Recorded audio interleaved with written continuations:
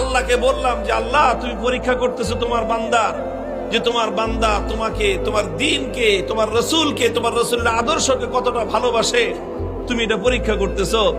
আর এই পরীক্ষা করার জন্য জীবন দিছো মাত্র কয়টা? একটা মাত্র জীবন দিছো। আর ওই একটা জীবন দিয়ে আল্লাহ তোমাকে কিভাবে দেখাবো যে আমি তোমাকে আর তোমার দ্বীনকে কতটা ভালোবাসি?